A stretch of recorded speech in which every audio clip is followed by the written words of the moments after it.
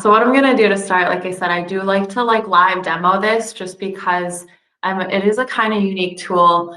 And I think the trickiest thing about Pear Deck is that your end, like the teacher end and the student end, looks different. It's almost like if you've ever worked with Google Forms, you know, like there's that back end to the Google form where you put in all your questions and things like that.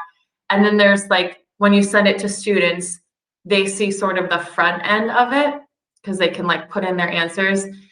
Pear Deck is sort of the same way where you as the teacher, you see the back end, which is like your Google Slides, and they as the students see the front end where they can interact with those slides. So they can draw, they can answer multiple choice questions, they can do drag and drop.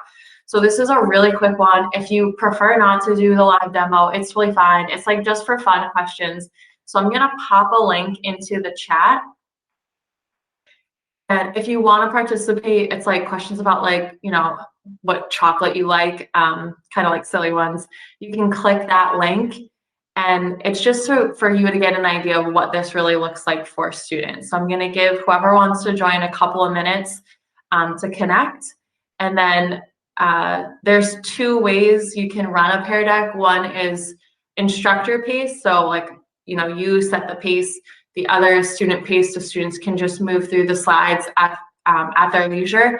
So just for this example, I did set up as instructor pace. I could like talk to you as I'm running it, but just know that you do have that flexibility and you can change at any time. So yeah, if you just popped in, this is being recorded for PD purposes so people can go back and watch, but I'll turn that feature off when it's time for Q&A. And there is a link in the chat. If you want to see what Pear Deck looks like from a student perspective, you can click that. We're going to do the live demo real quick, then walk you through some things, and then sort of build one at the end. And you can, of course, build your own at that point. Okay. All right. And what I'm going to do, if you opt not to click the link, which is, again, totally fine, is I'm actually going to show you what it looks like from my end. So I'm just going to share my entire screen just in case I flip through tabs. Okay. So from my end, I can see like this is something that might be up on my projector. I can see I have 14 people that click the link and are connected in the chat. And if you need me to resend that, just let me know. There's also students can, or in this case, you guys can get in by going to joinpd.com, and it gives you like this code. The code that kids can enter. So when you're ready to start a Pear Deck, you hit start. And now again, because this is in teacher pace mode or instructor pace mode, once I click through the slides, if you are connected to the Pear Deck, you should see your slide change. So the first question, just for fun, is like, what is your guilty pleasure TV show of choice? Mostly because I have like a new guilty pleasure. If you guys have never seen Nailed It on Netflix, it's so funny. It's like a cooking show where people who are not good at baking try to bake these like elaborate cakes.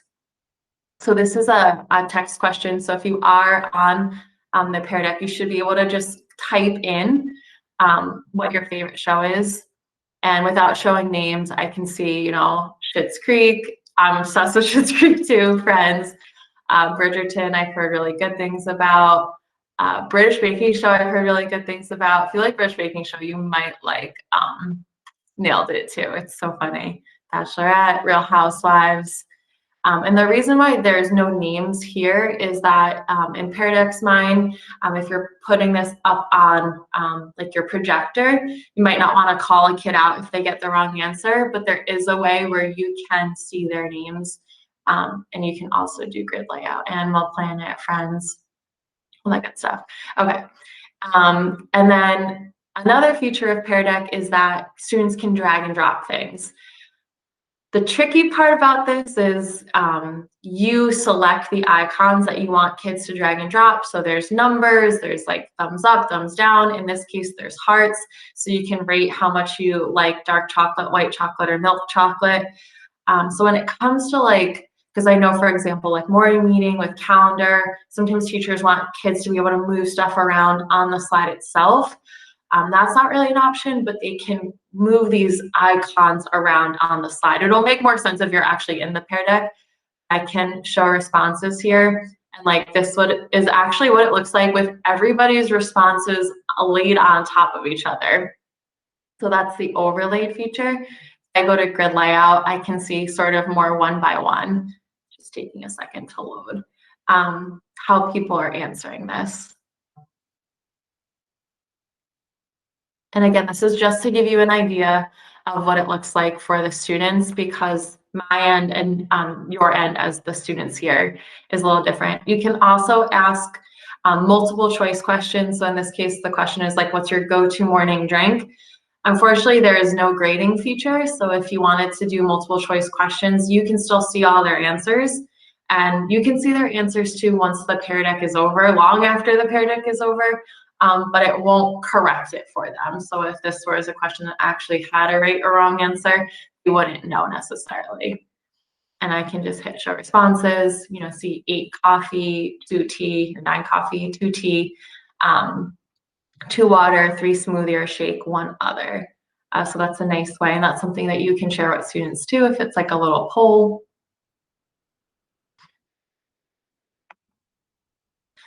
And of course, like, no worries if you are not feeling super confident in your artistic abilities right now.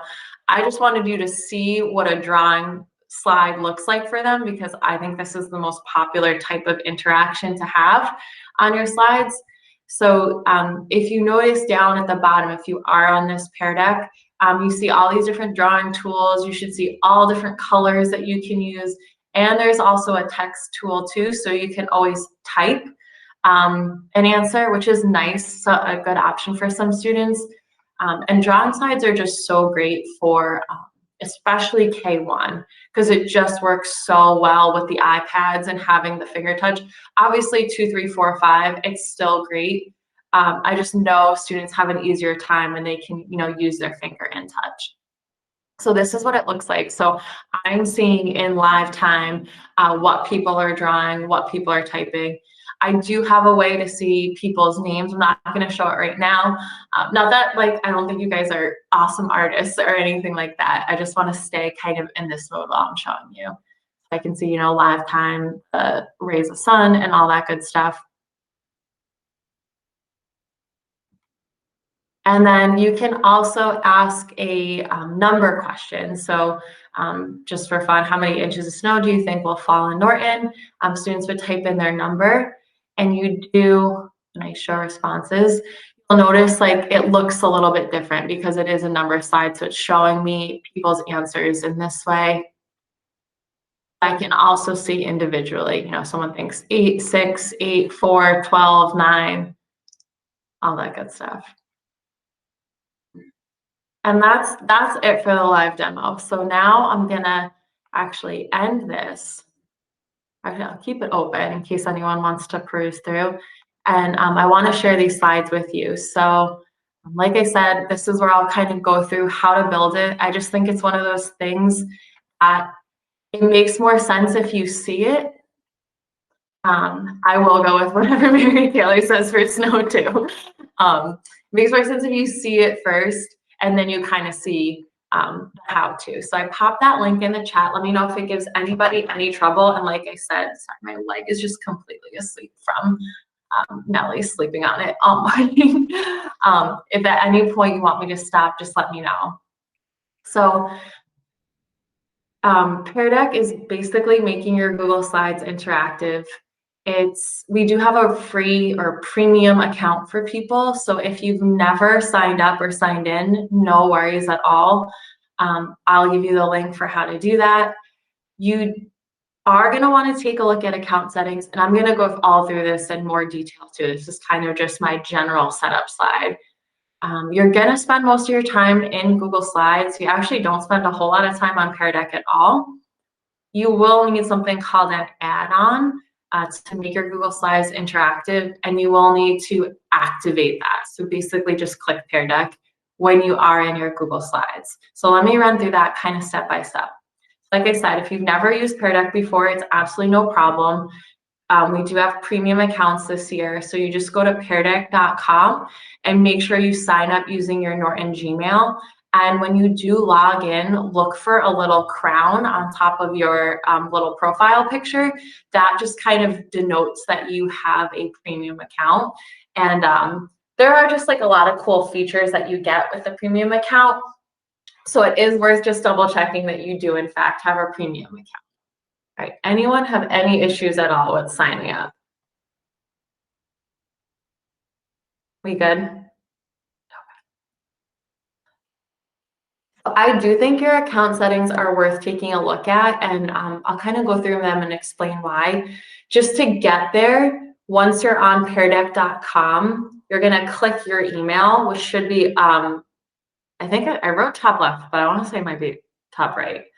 Sorry about that. And click my account, and then click settings. So let me live demo that for you. Sorry. If I go to peardeck.com, I'm gonna go to teacher login. This is where if you've never done it before, you would make sure you log in with Google. Yeah, it's top right. I'm sorry about that. So click your email at the top right, go to my account, and then go to settings. So if you, especially if you're really dealing with the littles, I actually suggest turning this one off. I found it kind of confused kindergartners when we did this with kindergarten. But of course you can keep it on. It's totally up to you. I'm just telling you what I recommend. It's basically a question that asks them like, how are you feeling today? I think there's other ways that you can do that even within Pear Deck. So I have that turned off. And you can, it would be both before the lesson starts and once the lesson finishes too. Not necessary, but you can certainly keep it on if you want to. There is integration with Immersive Reader, so I do recommend keeping that on, especially for our emerging readers. If you are like a 2 through 5 teacher, you probably want to keep on the Google Classroom integration. If you're K1, you're not using Google Classroom, don't worry about it. And then takeaways, probably really only going to be used maybe more at the upper elementary levels. Basically, what it means when it says takeaways is that students will get a Google Doc in their drive with literally every slide from the Pear Deck. So for a lot of kids, they would never look back at that. So this can be turned on or off. It's up to you. And then student logins should be turned on with Google so that you can see, who's in your Pear Deck. So that's why I think it's just worth it to take a look at your account settings, because I think it's kind of nice to be able to shut that one off, especially if you think it's going to confuse your kiddos, and then turning on Immersive Reader and Google Classroom integration if you use Google Classroom is nice. And let me go back over here. All right, so once you kind of take a look at that, like I said, you don't really spend that much time on Pear Deck's website because you really do all of your building in Google Slides. So you can open a blank Google Slides, and if you want to do this right now, like go for it. If you want to just sit back and listen because it's been a long morning, totally fine too. You can open a blank Google Slides or even an existing one from your drive to get started. So that's really the nice thing is I know a lot of people have a lot of stuff on Google Slides or share stuff on Google Slides, and you can have an already existing lesson and just turn it into a Pear Deck. You don't need to start from scratch with it. So if it's your first time using Pear Deck, you will have to do this. If you used it before, you probably already have this, but you will have to go to the button on your top toolbar that says add-ons. And if you don't see Pear Deck as one of your add-ons, just make sure you click Get Add-ons and search for Pear Deck. So I'm gonna escape out of present mode just so I can show people. You'll see here this button called Add-ons. And if you don't see Pear Deck as one of yours, just hit Get Add-ons and search for it and add it, because you do absolutely need that in order to make your slides a Pear Deck. Anybody having trouble with that at all, or finding the add-ons or anything like that? Everyone doing okay? Okay. All right, so once you have the add-on and you're in Google Slides, you can just get started. So you will activate the add-on by just clicking add-ons and then Pear Deck. And once you do that, you should see the Pear Deck toolbar appear on the right side of your Google Slides screen. Okay, so it'll say like start lesson, template library, ask students a question, and then other stuff. And that should be on the right side of your Google Slides. Once you have that all set up, like you are ready to go. So I love the template library. You just simply, if you find a template that you like, it is only one slide. It's not like you're getting this like whole big nice lesson, but once you find a template that you like, all you have to do is click that and it will add it into your slide. And what I really like is like you can edit anything about the template. So if there's something that you don't like about it, or if it's not in like, you know, kid-friendly language for where your kiddos are at, like you can change anything about it. What you're probably going to use most often though is what's called quick add. So you can quickly add text, choice, number, website, drawing, or draggable questions. I also love that you have the option to add audio. So I'm thinking like, this is great if you want to assign this on a remote Monday afternoon. You absolutely can, and you can put audio, like you can literally record yourself reading the slide out loud to them, and kids can click it and hear your voice and work through it. You can even upload your own audio too. So if there was like a book, for example, like that you already had recorded yourself reading, you can absolutely insert that onto a slide. And it's much, much, much easier than if you were just doing this like straight in Google Slides, no Pear Deck at all. And you just build and build and build. And like the beauty of Pear Deck is like it can be one slide. That's how I started with Pear Deck. Like how I got into Pear Deck was every Monday, I used to ask my students like what was the best part of your weekend. And you know, 3 or 4 weeks in, it was like, okay, I'm hearing from the same 10 kids over and over again. So I turned it into a Pear Deck so the kids would draw or type what the best part of their weekend was.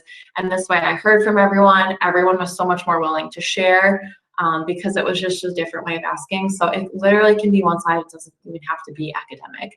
It can just be like a stress check or a temperature check on how things are going. So just to break this down, the template library has them organized by like grade level in a way, because there's like slides for littles, beginning of lesson, end of lesson, even by subject area. And some of them are like really cool. I'm gonna escape so I can show you real quick. I click Pear Deck and my little thing is gonna get activated on the side. You just click our template library. There's your beginning, during, end of lesson, which is awesome. You have critical thinking. And again, anything on these can be changed. So if there's something that you don't like about it, just change it. So SEL, you know, what's filling your bucket, which is awesome. Active listening. And then example questions, littles, math, science. Like this is awesome. Like the periodic table of elements. You don't need to go find it. You can just insert it right there. Atom drawing activity, which I know is probably like more advanced than for some of us need. They do have a lot here. It's really awesome in the templates. And it does save some time. And once you want to really build your own and add your own, what you're going to do is you're going to use the quick add. So I showed you pretty much everything in the little demo at the beginning except for a website question, but I am going to show you here what it looks like as from both the teacher view and the student view. So these are your 6 main options for how to make the slide you're on an interactive slide. So for the if you wanted a text question, like I think my first one was like their guilty pleasure TV show. In this case, like who's the main character in the book? This is how you see it in Google Slides as a teacher. This is how the kiddo sees it. So they would see the slide that says who's the main character in the book, and they would see this little text box to the right that says answer here. A multiple choice question. Again, this is how you see it. And I'm just doing this because I know this is what tripped me up a lot about Pear Deck in the beginning. This is how you see it. You know, it's just a regular Google slide with that little Pear Deck bar at the bottom. And this is how the student sees it with your slide and then the 3 options to the right that they can click. Number questions, same thing, how old, and then you see the kid would see the slide and the ability to enter the number.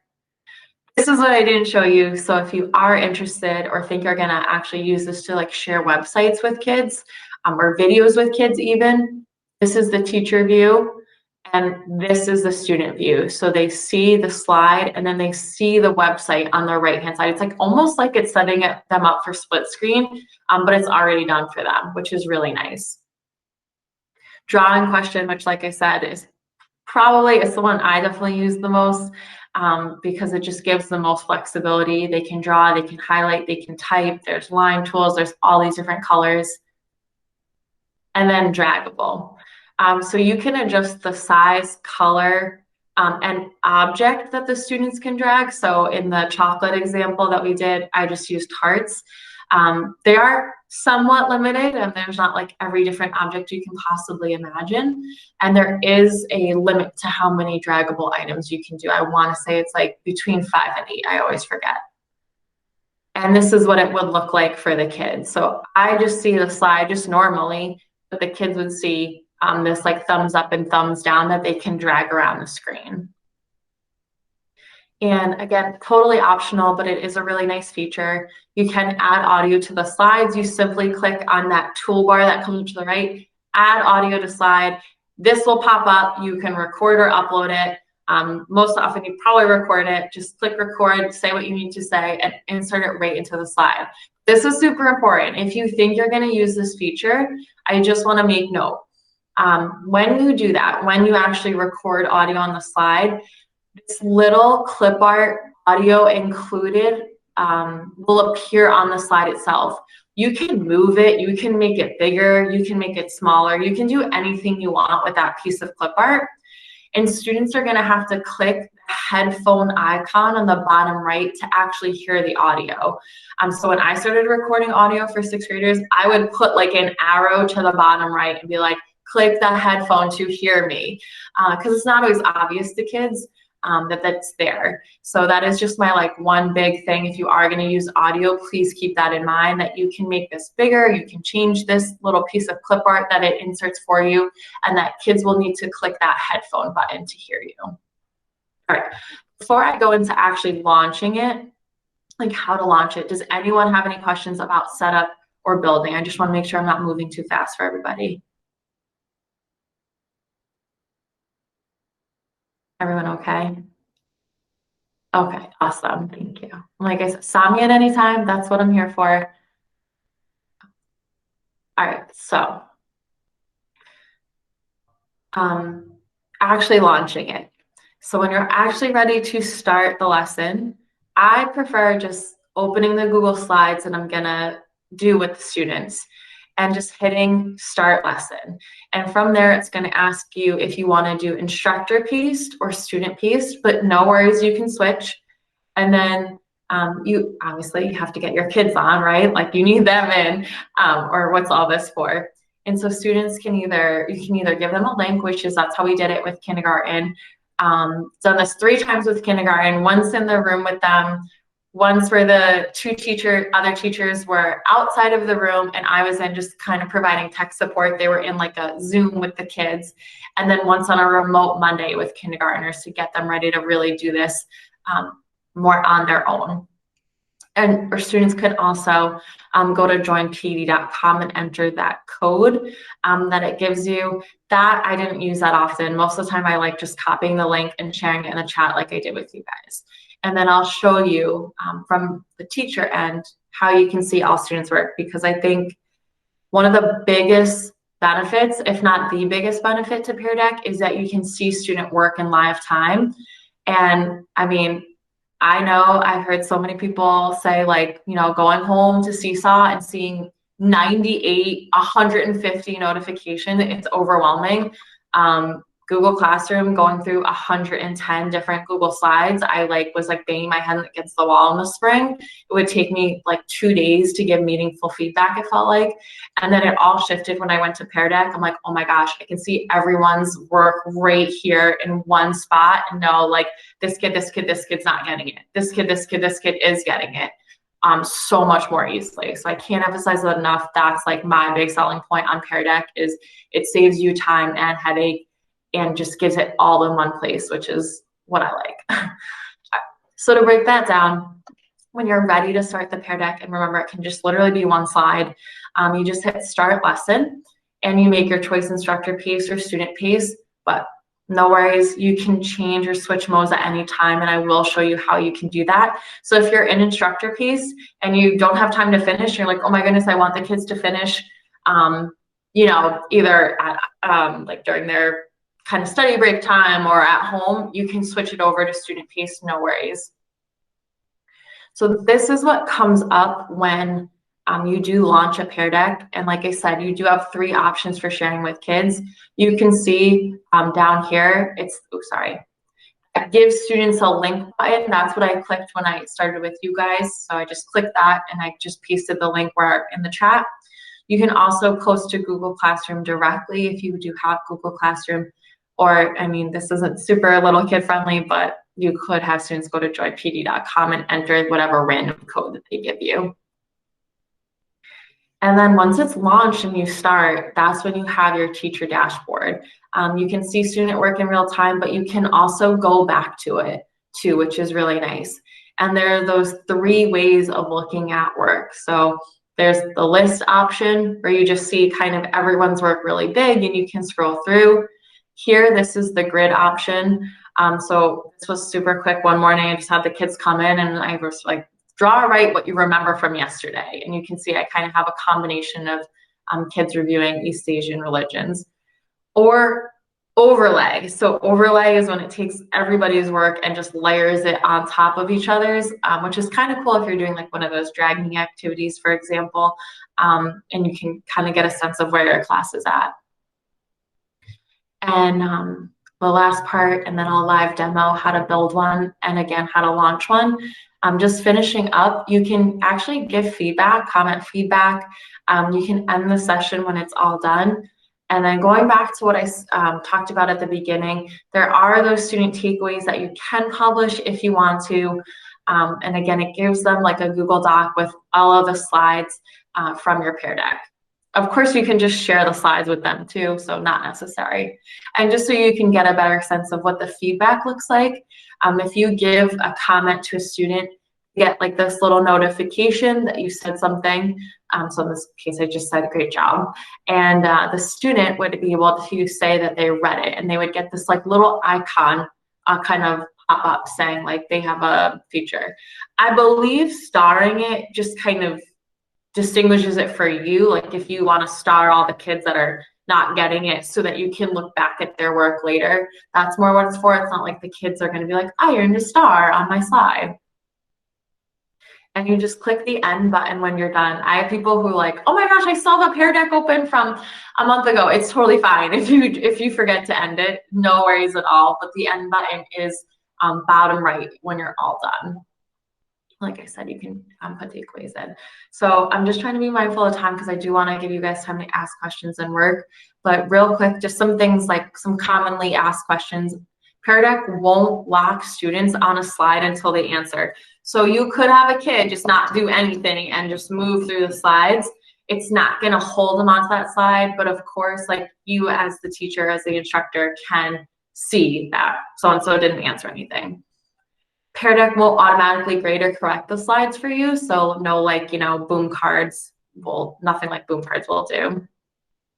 And you do lose any interactivity or animation in the Google Slides itself. So like I had a math teacher reach out and like, I had this amazing math game and I had all these like slide and reveal things but I made it a Pear Deck and it didn't work. Unfortunately, Pear Deck kind of flattens your Google Slides. So you can't drag or move anything around on them. You can just draw and drag on top of them, if that makes sense. And unfortunately, you can't do more than one question type per slide. So you can't do like a drawing and a website slide at the same time, or a drawing and a draggable slide.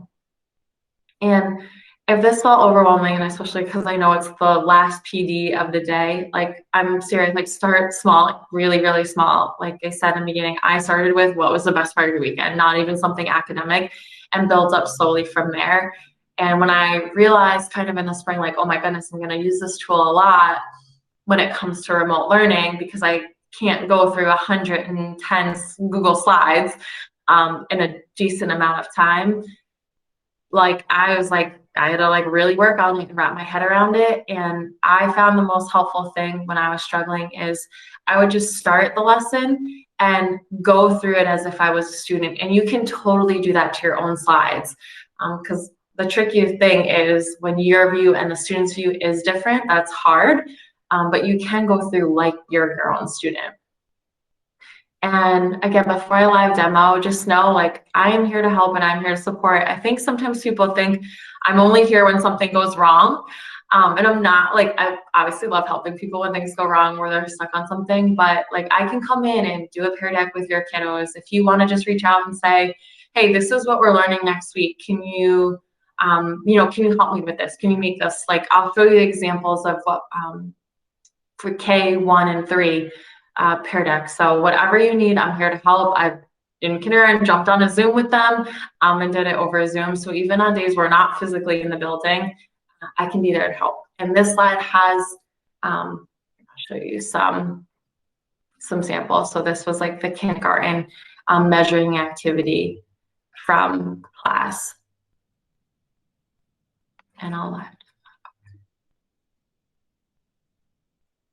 so the kids like circled whose arms were longer, drew items on the scale. They, said what monster they liked the best. They measured using the draggable blocks, how tall the monster was. So this can be anything you want, which is the beauty of Pear Deck. So before I jump into a live demo, I'm just going to check the chat real quick, see if we have any questions. And if you just want to go on your own and start playing around, please, please, please feel free. I'll work at Pear Deck features. So if you are going to use Seesaw, what I would do is use Seesaw as the way to communicate or give kids the link to the Pear Deck. You can't really necessarily have them work on this in Seesaw, but you can still use Seesaw to share your link with students. Does that make sense? Okay. All right, so live demo time. I'm just going to start from a very blank Google Slides just so you can see literally from the ground up, but feel free to use, if you want to use like a fun template, like I use that monster template, go for it. And again, you can use an already existing Google Slides too. So don't feel like you have to start from scratch. I just want to show you the basics. So I open Google Slides. I go to add-on and I hit Pear Deck, or if you see it as this button, you can just click the Pear Deck button and I'll wait for that toolbar to appear on the right side of my screen. I'm gonna show you a template first, actually. So I'll go to the template library and let's just say this is gonna be kind of a check-in for kids. It's the first slide. So I'll go in and I'll do the stress check. And all I did was click it, and it's going to insert itself into my Google Slides. It does sometimes take a second. And, for me, maybe like this isn't in language I would use with my students. So I can just edit this. I can say like, feeling great, whatever it is. I feel okay. I'm struggling. And even these like clip art images, you can change. So if you rather do smiley faces, you can absolutely do smiley faces and take this out. Or like, if you're like, I know my kids don't know what the word stress check means, you can just say like, how are you doing? So that's the beauty of templates, is that they're great starting points, but if they're not perfect, it's totally okay. And if you want to do another one, you can absolutely do another one. So if I'll look through the littles, okay, they have like all different ones. And again, you just click it and it inserts right into your Google Slides, and it already has the interaction. Sorry, somebody's getting restless. And so you can change these out. If your kids didn't find any acorns, obviously not going to find any right now since it's snow covered. And when you want to just do your own slide, no template, you just grab your blank slide. I'm going to go back. So I have sort of my main menu. I'm going to hit back again. So let's just say I wanted to ask students, draw the best part of your weekend. So I'm just going to do draw a type, best part of your weekend. And make the font bigger, of course, so the kids can see better. I do want to leave a lot of this slide just blank white so that kids have a lot of room to draw. All I have to do is hit the draw button and just wait. And once I click the draw button and just wait, it'll say adding interactive question, yada, yada, yada. You do have to keep this gray bar down here, but that's how you know, like, this is going to be an interactive slide for students. And not every slide has to be interactive for students. You can have slides that, you know, the kids just read. They don't have to do anything onto. And you just build from there. And again, you can, like, you know, insert images, anything you want. You can have on here, because it is just like, in a way, a normal Google slide. You're not doing anything special to it. So if I, you know, wanted to do, let's just say, let's see, map of the United States, even though I know this is already a template, and I wanted to do images, I'm going to drag this one over. And maybe I wanted the kids to put a pin on Massachusetts. So I would take that question, and drag the pin to Massachusetts. Again, make it a little bigger so kids can see it better. And then all I need to get that pin for the kids to be able to drag and drop on the screen is hit draggable. And here are your options for items that kids can drag. There's different things like dot, star, heart, some math symbols, numbers, you know, little people things, a pear, fish. I think there's a taco. And then question mark, period, punctuation, colon. So if you're doing like a grammar lesson on punctuation, you could totally use Pear Deck. You can make the draggable items bigger or smaller here. You can change the color, and then you can just hit add another, add another. Let's see what that limit actually is. Okay, so let's say 1, 2, 3, 4, 5. So you can do up to 5 draggable items, and the kids will be able to them anywhere on the screen that they want. I just want to note that even though the icons look like they're going to be on the bottom, if you did that little interactive activity from the beginning, you'll notice they actually appear on the side. So if you're giving them instructions, they're like, there's no pin, there's nothing on the bottom. They're actually on the side of the slide for them. And then I'm just going to erase that slide. When you're ready to launch, you just hit start lesson. And you choose instructor paced or student paced. For the sake of this example, I'm just going to click student paced. Hide that. And, you know, if you're doing this on a remote Monday afternoon, for example, or even if you just want to get ready for the day, like, you can launch it the night before and just have it ready to go for kids. You can absolutely get it ready the night before, so you're not like on the fly, like, I have to go to my Google Slides, I have to hit start lesson, I have to pick student pace mode, I have to get them the link. You can get ready ahead of time, and they can only work on it when they have the link. So I hit copy link here. This is where I could put it in Seesaw. I could put it in Google Meet or Zoom. I could put it on Google Classroom. Or you yourself can test out, okay, what is this really going to look like for my kids? So if I go in, I can like go in and look like I'm a student. So this is what it would look like. So I could say, you know, great, but pretty good. And move to the next slide. You know, draw all over this one. Move to the next slide. You know, draw or type on this one, and I can put the text somewhere. And then even draw. Oh, I changed the next color, sorry. Draw and move through.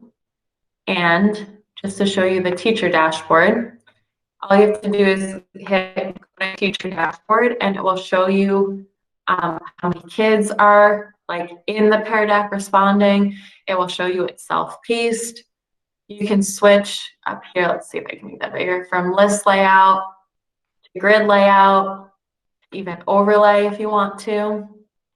You can sort it differently. I can see that I, myself, and the student in here responding. I can leave feedback.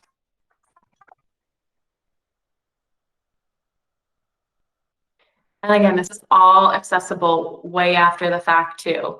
So you can look back at this at any time. If you needed to switch modes, I can just click these 3 vertical dots and do turn off student paced, and then it becomes instructor paced, so I'm controlling it. So again, you have that flexibility. You can even, if you want to, invite a co-teacher to see the dashboard. So like in the kindergarten class that myself and Christy were in, we were both in there supporting, but Christy and the teacher were both looking at the dashboard. I was there more like as like the tech support in that case, but they could both see in live time what the kids were doing and how they were responding, which is really nice. So you actually just give the co-teacher this link and you guys can both look at it. And you can even add new prompts on the fly. You are kind of limited in what you can do. But you know, if you're like, okay, wait, you know, we need to stop and summarize, you can just like throw that in, which is really cool. You can't edit it at all the way you can if you had it in there beforehand. But it's kind of nice that you do have that. You can even lock student screens, so it freezes them. And I know there's a lot, and you're probably like, oh my goodness, Christina, like this is overwhelming. I don't mean to overwhelm. I just want to show you all the things that it can do because it really can do a lot. I want to pause here and just say, like, I'm here. I'm going to turn off the recording feature. I'm here to answer any questions. Again, email me anytime if you want me to come in.